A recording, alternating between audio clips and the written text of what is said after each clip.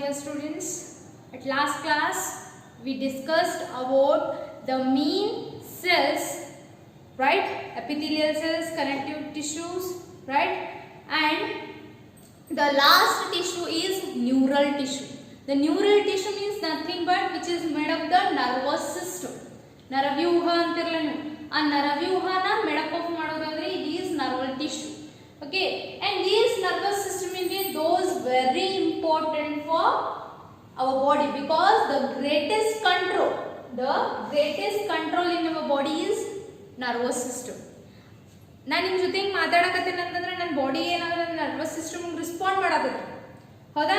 ನನಗೆ ಲೆಸನ್ ಮಾಡತ್ತೀನಿ, ಈ ಪಾಠನ ಹೇಳಬೇಕು ಅಂತ ಏನು ಮಾಡೋದು, ನನ್ನ ಇಮ್ಯೂನ್ ಸಿಸ್ಟಮ್ ನಮ್ಗೆ ಏನು ಮಾಡ್ತದೆ, ಸಾರಿ ನನ್ನ ನರ್ವಸ್ ಸಿಸ್ಟಮ್ ಏನು ಮಾಡೋದು, ನನಗೆ ಡೈರೆಕ್ಷನ್ ಕೊಡೋದು, ರೈಟ್? ಅಂದರೆ ನನ್ನ ನರ್ವಸ್ ಸಿಸ್ಟಮ್ ಏನು ಮಾಡತೈತಿ, ನನ್ನ ಫೋಲ್ ಫಂಕ್ಷನ್ ಏನು ಮಾಡತೈತಿ, ಕ್ಯಾರಿ ಔಟ್ ಮಾಡತೈತಿ, right? And next the neurons are the units of nervous system. ಈಗ ಹೆಂಗೆ ನಮ್ಮ ಬಾಡಿಗೆ ಸೆಲ್ ಒಂದು ಯೂನಿಟ್ ಹೌದಿಲ್ರಿ, ಅಂದ್ರೆ ಒಂದು ಜೀವಕೋಶ ಇದರಿಂದನೇ ಏನಾಗ್ತೈತಿ, ನಮ್ಗೆ ಹೋಲ್ ಬಾಡಿ ಇರ್ತೈತಿ. ಹಂಗೆ ಇಲ್ಲಿ ಒಂದು ನರ್ವಸ್ ಟಿಶ್ಯೂ ಆಗ್ಬೇಕಂತಂದ್ರೆ ಅದ್ರ ಫಸ್ಟ್ ಯೂನಿಟ್ ಅದ ನ್ಯೂರಾನ್ಸ್. ಓಕೆ, ನೀವು ನ್ಯೂರಾನ್ಸ್ ಗೊತ್ತಿದ್ರೆ ನಿಮ್ಗೆ ನರ ಜೀವಕೋಶ, that is neuron. And next these neuroglia cells means they are present between the two neurons. Okay, and ಅವು ಏನು ಮಾಡ್ತಾವ್ರಿ, ಕಂಡಕ್ಟಿಂಗ್ ಮಾಡ್ತಾವ, ಅಂದ್ರೆ helps for conduction, and next helps for protection and support for neuron tissue.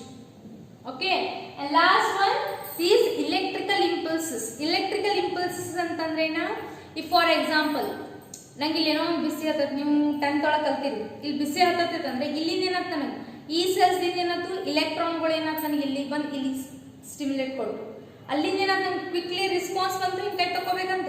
that impulses which is produced by the neurons, okay, not by ganglion cells. These are helps for only meant for protection only. The neurons which is helps for electrical impulses. Okay, and then this is about the main animal tissues, right? And next nimage ಏನೈತಿ, morphological structures of or study of earthworm, cockroach, frog ಇತ್ರಿ. But ಈ ಸಲ ಏನು ಮಾಡ್ಯಾರ, cockroach delete ಮಾಡ್ಯಾರ, ಅಂದ್ರೆ ಅರ್ಥವರ್ಮ್ ಮತ್ತು frog ಏನು ಮಾಡ್ಬೇಕು, ನಾವು ಸ್ಟಡಿ ಮಾಡ್ಬೇಕು. Okay, understood? Next the first one is the earthworm. The earthworm which has a long cylindrical body and the body divides into more than 100 equal segments is called as metameria. Okay, and mid dorsal dark line which is dorsal ಏನಾಗಿರ್ತವ್ರಿ, blood vessels ಇರ್ತಾವ. Okay, ರಕ್ತದ ನಾಳಗಳು ಇರ್ತಾವು. Next ventral ಅಂದ್ರೆ ಕೆಳಗಿನ side ಏನಾಗಿರ್ತೈತಿ, ಅಲ್ಲಿ ಏನಾಗಿರ್ತೈತಿ, genital opening ಇರುತ್ತಾವ. The anterior consists the mouth and prostomium. The prostomium is the lobe which is serves as a covering of mouth. The prostomium ಏನಂತೀವಿ ನಾವು, covering of mouth ಅಂತೀವಿ. ಅದ ನೆಕ್ಸ್ಟ್ ಇನ್ನೊಂದು ಪಾರ್ಟ್ ಇದೆ ನೋಡ್ರಿ, ಅಲ್ಲಿ concept peristomium means it is the first segment which consists the mouth. Peristomium ಅಂತಂದ್ರ that is mouth. Prostomium ಅಂತಂದ್ರೆ it is the lobe which is covering the mouth. Okay, and next immature worm segments like 14 to 16 are covered by dark and glandular tissue called clitellum. ಇದಕ್ಕೇನಂತೀವಿ, ಕ್ಲಿಟೆಲಮ್ ಅಂತೀವಿ. ಇದು dark ಮ್ಯಾಚುವರ್ segment plus 14 to 16 segments is okay. Body divisible into preclitellar, clitellar, postclitellar. The body ಏನಾಗಿತ್ತು, 3 types ಆಗಿ divided. upper ಏನಾಗಿತ್ತು preclitellar, middle clitellar, ಕೆಳಗಿಂದ postclitellar. and external aperture ಏನಾಗಿತ್ತು, external aperture the fourth pair of spermathecal. External aperture in the sense genital part.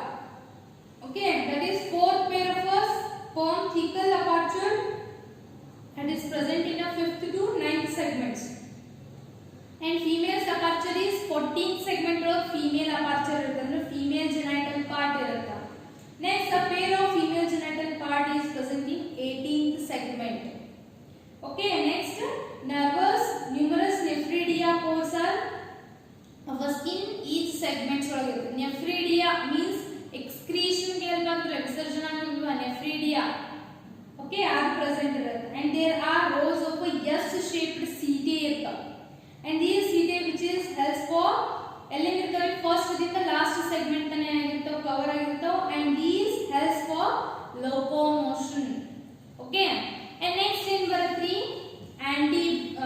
anatomy. Anatomy in the sense the internal character. Internal character ಏನ್ ಮಾಡೋದು study ಮಾಡೋದು ಅಂದ್ರೆ ಆ ಅರ್ಥಫಾರ್ಮ್ ಒಳಗಿಂದ cells ಗಳು ಹೆಂಗೆ ಅರೇಂಜ್ ಆಗ್ಯಾವು. ಅದರ ಫಸ್ಟ್ ಏನಂದ್ರೆ body wall. The body externally covered by thin non-cellular cuticle. Upper ಏನಾಗಿರ್ತೈತಿ ಕ್ಯೂಟಿಕಲ್ ದಿಂದ ಕವರ್ ಆಗಿರುತ್ತೆ. Body wall containing epidermis below the cuticle. Upper cuticle ಇರುತ್ತಾ, ಅದ್ರ ಕೆಳಗಿಂದ ಏನಾಗಿರುತ್ತೆ ಎಪಿಡರ್ಮಿಸ್ ಏನಾಗಿರುತ್ತೆ ಕ್ಯೂಟಿಕಲ್ ಇರುತ್ತೆ. Epidermis is made up of single layer of columnar epithelium with secretory glands. Columnar epithelium ದಿಂದ ಆಗಿರುತ್ತೆ epidermis. And below epidermis ಮತ್ತೆ two layers ಇರ್ತಾವೆ ನೋಡಿ muscle cells, circular ಇನ್ನೊಂದು longitudinal ಅಂತ two cells ಇರ್ತಾವೆ. ಇನ್ನು digestive system ಹೆಂಗಿರುತ್ತೆ ಇದ್ರದ್ದು alimentary canal is a straight tube between one and last segment. Alimentary canal ಹೆಂಗಿರುತ್ತೆ first to last segment ತನ ಇರುತ್ತೆ. Mouth is present in a first segment okay. And next mouth opens into buccal cavity 1 to 3 segment. 1 to 3 segments ಒಳಗೆ ಏನಾಗಿರುತ್ತೆ buccal cavity ಏನಾಗಿರುತ್ತೆ present ಇರುತ್ತೆ. Next buccal cavity leads to muscular pharynx. ನಮ್ದು ನಾಳೆ ಅಂತಿರಲ್ಲ ನಾವು ಗಂಟ್ಲು ಅಂತಿರಲ್ಲ ಹಂಗ muscular pharynx ಇರುತ್ತೆ, ಅದು 4th segment ಒಳಗೆ ಇರುತ್ತೆ. And narrow esophagus ಅನ್ನನಾಳ ಒಳಗಿರುತ್ತಲ್ಲ, ಅನ್ನನಾಳ ಯಾವಾಗ ಇರ್ತೈತಿ 5 to 7 segments ಒಳಗೆ ಅನ್ನನಾಳ ಇರುತ್ತೆ. And muscular gizzard ನಾವು stomach ಅಂತಿರಲ್ಲ, that muscular gizzard is present in 8-9 segments, helps in the grinding the indigestive food. ಜೀರ್ಣಕ್ರಿಯೆ ಮಾಡಕ್ಕೆ ಏನಾಗ್ತೈತಿ gizzard ಹೆಲ್ಪ್ ಆಗುತ್ತೆ. Next stomach extended from 9 to 14 segments and calciferous glands present in a semen, and it is neutralize the acidic nature of humic acid and present in a humus. ಈಗ ಅರ್ಥಮ್ ನಾವು ಏನಂತೀವಿ farmers friend ಅಂತೀವಿ. ಯಾಕ ಅದು humus ready ಮಾಡುತ್ತೆ ಅಂದ್ರೆ fertiliser ಏನ್ ಮಾಡುತ್ತಾ ಹೆಲ್ಪ್ ಮಾಡುತ್ತೆ right. And intestine starts from 15 segments and continues till the last segment. Intestine okay ಕರಳುಗಳು, ಸಣ್ಣ ಕರಳು ದೊಡ್ಡ ಕರಳು ಅಂತೀವಿ. ಕರಳು ಎಲ್ಲಿ ತನ ಇರುತ್ತೆ 15th segment in last segment ತನ ಇರುತ್ತೆ. Next the pair of intestinal ceca which is present in a 26th ಇದು absorption help ಆಗುತ್ತೆ ಯಾವ್ದಿ CK. And next presence of internal median fold of a dorsal wall of the intestine called typhlosole. Okay, that typhlosole which is present between 26th to 25th, it is a dorsal wall of the intestine. Upper wall is typhlosole anta kariteve. And this typhlosole increases the surface area of absorption. ಈಗ ನಮ್ಮ ಸಣ್ಣ ಕರಳು ಇರ್ತಿದ್ರಲ್ಲ ದೊಡ್ಡದು ಅದೇನಾಗುತ್ತೆ ನಮ್ಗೆ food absorption help ಆಗುತ್ತೆ. ಅದೇ ರೀತಿ typhlosole ಏನಾಗುತ್ತೆ ನಮ್ಗೆ ಹೆಲ್ಪ್ ಮಾಡುತ್ತೆ. intestine opens into outside, that is means of anus. Anus ಲೇ ಓಪನಿಂಗ್ ಆಗುತ್ತೆ. Next the food is decaying, leaves and organic matter mixed in the soil. Okay, next blood vascular system. Blood vascular system ಅಂತಂದ್ರೆ ರಕ್ತ ಪರಿಚಲನೆ system. The blood vascular system is closed type. ಅಂದ್ರೆ closed type ಇರುತ್ತೆ. closed ಅಂತಂದ್ರೆ blood vessels, capillaries ಎಲ್ಲ present ಇರ್ತಾವೆ. ಅಪಧಮನಿ ಅಭಿಧಮನಿ ಇವೆಲ್ಲ present ಇರ್ತಾವ್ರಿ. And blood glands present on 4th, 5th, 6th segment. Main blood glands ಎಲ್ಲ ಇರ್ತಾವ್ರಿ, ಅಂದ್ರೆ ಬ್ಲಡ್ ಸೆಕ್ರೆಟ್ ಮಾಡುವಂತ ಗ್ಲ್ಯಾಂಡ್ಸ್ ಎಲ್ಲ ಇರ್ತಾವೆ 4th, 5th, 6th segment. And blood glands produces blood cells and hemoglobins. Blood glands ಏನ್ ಪ್ರೊಡ್ಯೂಸ್ ಮಾಡ್ತಾವೆ blood ಮತ್ತು hemoglobin ನ ಫಾರ್ಮ್ ಮಾಡ್ತಾವೆ. And hemoglobin dissolved in a plasma instead of embedded in a cells. Okay, and blood cells are phagocytic in nature. Phagocytic ಅಂದ್ರೆ ಯಾವುದೇ infected foreign body ಇರೋದಂದ್ರೆ ಅದೇನ್ ಮಾಡ್ತಾವ್ರಿ destroy ಮಾಡುವಂತ capacity ಇರುತ್ತೆ ಇದಕ್ಕೆ ಬ್ಲಡ್ ಸೆಲ್ಸ್ ಗೆ. ಓಕೆ, ನೆಕ್ಸ್ಟ್ ಸಿಸ್ಟಮ್ ಯಾವ್ದ್ರಿ respiratory system. In respiratory system ಒಳಗೆ ಏನಿರುತ್ತೆ earthworm lacks specialised breathing lungs devices ಅಂದ್ರೆ lungs ಏನಾಗಿರುತ್ತೆ ಇವಾಗ absent ಇರುತ್ತಾ. The gaseous exchange takes place through the moist surface of skin. Upper skin ಇಂದ ಏನಾಗುತ್ತೆ ನಮಗೆ respiration ಆಗುತ್ತೆ and transport of respiratory gas takes place by in a hemoglobia. ಅಂದ್ರೆ hemoglobin ಮೂಲಕ ಏನಾಗುತ್ತೆ ನಮಗೆ respiration ನಮ್ಮ ಬಾಡಿ ಒಳಗೆ ಆಕ್ಸಿಜನ್ ಎಕ್ಸ್ಚೇಂಜ್ ಆಗ್ತಿರಲ್ಲ ಹಂಗೆ ಏನಾಗ್ತದ್ರೊಳಗ ಎಕ್ಸ್ಚೇಂಜ್ ಆಗುತ್ತಾ. Okay, the next one ಯಾವ್ದಿರುತ್ತೆ? The next is excretory system. The excretory system organs are segmentally arranged by coiled tubular cord. Under coiledly arranged, that is we called as nephridia ಅಂತ ಕರೀತೀವಿ. There are three types of nephridia. First one, cetal nephridia, integumentary nephridia, and pharyngeal nephridia. First one of the cetal nephridia means simply present both the sets of intersegmental septa and segment 15 to last segment. ನೋಡ್ರಿ, ಇದು intersegmental ಅಂದ್ರೆ segment ಒಳಗೂ ಇರುತ್ತೆ ಮತ್ತೆ ಏನಿರುತ್ತೆ 5th to last segment ಅನ್ನ extend ಆಗಿರ್ತದೆ. they open into intestine ಒಳಗೆ ಓಪನ್ ಆಗುತ್ತೆ. ಯಾವ್ದ? cetal nephridia.